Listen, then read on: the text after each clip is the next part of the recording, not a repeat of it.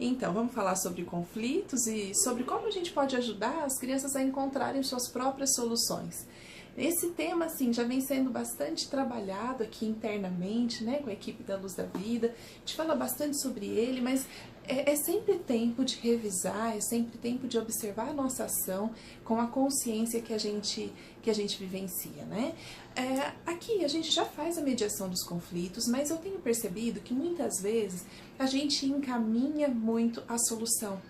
Porque a gente quer sair do problema diretamente para a solução, desconsiderando o processo. Mesmo que a gente convide duas crianças que estão em conflito para conversarem, a gente se abaixa, olha para uma e pergunta o que aconteceu, escuta a outra, e depois a gente diz, e aí, como vocês podem resolver essa situação?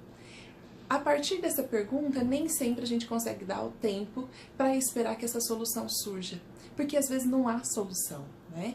Então, gente, realmente a questão não é simples e eu me incluo, porque também quando vou mediar conflitos, entro nessas questões. Bom, será que é por aqui? Será que é por ali? Será que eu deixo essas crianças encontrarem suas próprias soluções? Será que é possível confiar que as crianças vão encontrar essas soluções?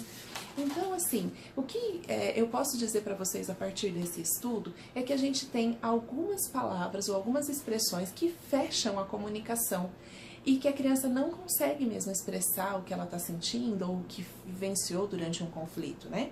E eu vou dar aqui alguns exemplos. Por exemplo, quando você critica a ação de uma criança, né? A autora diz assim, você sempre grita por cada coisinha? Então, isso é uma crítica. Isso fecha a comunicação. Ou então que você dá ordens. Para de berrar, para de gritar.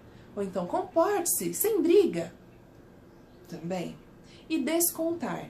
Esse descontar é tirar o valor, sabe? É quando você diz assim, que isso não é nada, ele só tá tocando no seu casaco, ele não tá fazendo nada com você. E a gente faz isso, eu também já fiz e faço, né? Então, quando a gente lê uma situação dessa, você fala, meu Deus, então vamos lá, né? Vamos pensar sobre como elaborar melhor a nossa comunicação com as crianças diante de situações que são desafiadoras, né? E aí aqui a autora nos mostra a importância de descrever o que se observa, o que você vê.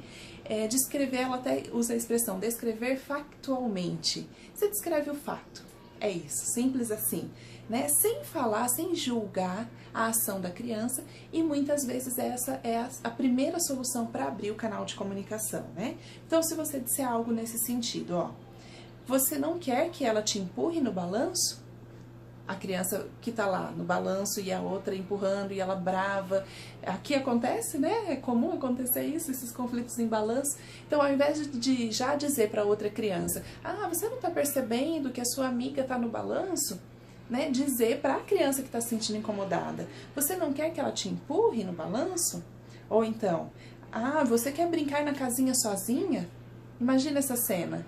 É muito interessante, porque quando eu fui lendo as frases, vinham situações na minha cabeça, né? Tem criança que entra lá na casinha e não quer que ninguém entre. Então, é descrever. Aí é uma criança que caiu numa bicicleta. Doeu quando você caiu da bicicleta, né? A gente já faz isso aqui. Você não sabe onde essa peça do quebra-cabeça vai? Então, uma criança que está frustrada, está brava, sabe aquela criança que joga a pecinha porque está brava, porque não consegue encaixar, né? Ao invés da gente criticar, repreender, ou então dizer, sabe?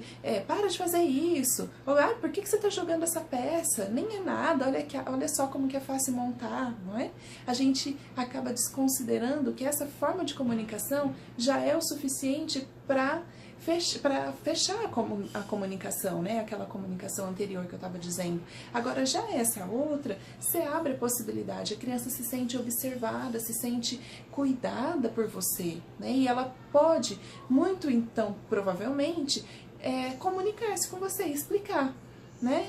Sim, não estou conseguindo colocar essa pecinha. E aí você pode continuar conversando, e aí a partir dessa resposta dela você dá feedback, né?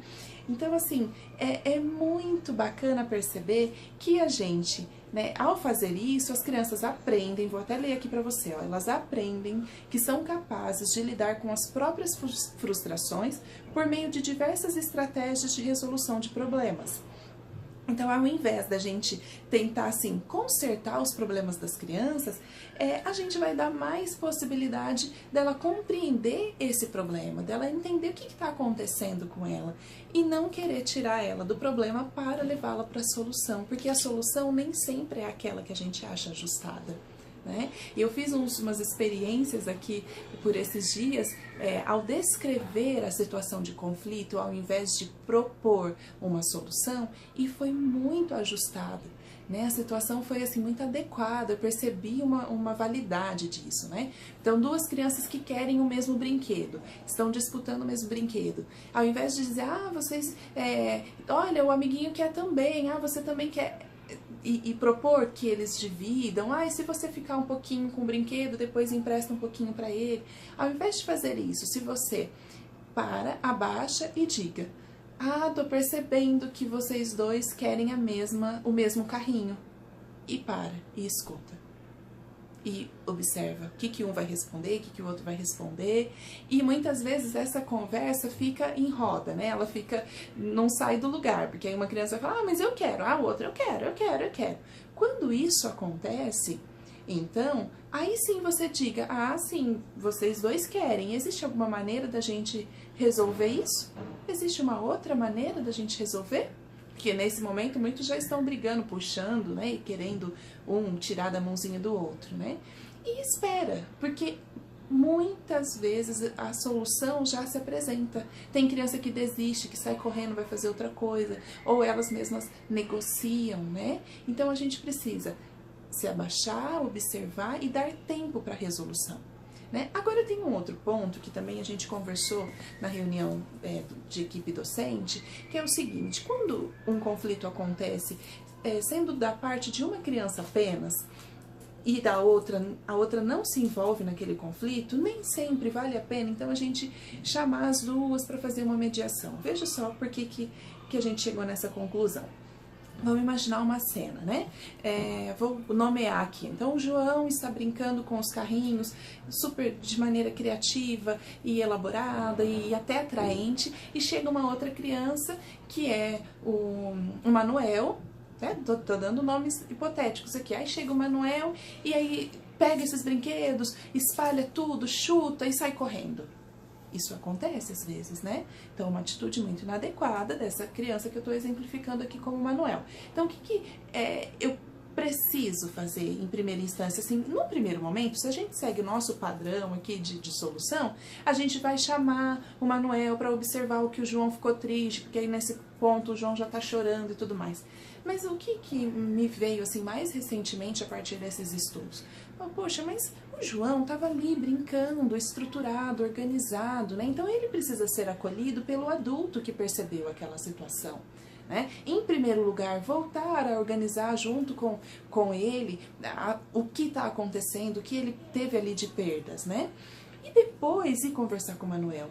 E muitas vezes o João precisa ser preservado, não ser convidado vai lá e fala para o Manuel o que você está sentindo. Às vezes a gente pode ser esse porta-voz, sabe? De ir até o Manuel e dizer, olha, você percebeu que o João estava brincando ali, essa sua atitude estragou a brincadeira dele, e ele ficou bastante chateado, viu? Então a gente não o tempo todo colocar as crianças em discussão, especialmente nesse caso, sabe?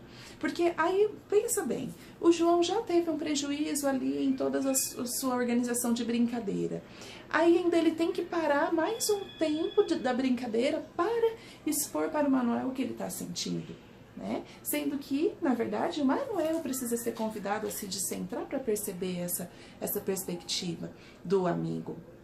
Então aqui eu deixo uma reflexão e um convite para que vocês façam algumas experiências, tanto da mediação de convidar duas crianças que frente a frente podem encontrar as suas próprias soluções, até acolher primeiro a criança que teve ali sua brincadeira desorganizada e depois conversar com a criança que razão desorganizou a brincadeira do outro, tá? Então eu faço esse convite sem querer dizer que uma questão, uma solução ou uma estratégia, melhor dizendo, é melhor do que a outra, tá? Porque não existe, nós não vamos ter receita pronta para lidar com situações desafiadoras. O que nós vamos conquistando é consciência e a habilidade de saber em qual momento usar qual estratégia, que pode daqui a pouco ser uma outra, que a gente venha a falar aqui no vídeo ou descobrir mesmo na prática e depois compartilhar com os colegas, né? Então, vamos lá, esse fica o convite para essa semana, vamos nos observar em relação às situações de conflito. É isso, gente, muito obrigada, um beijo.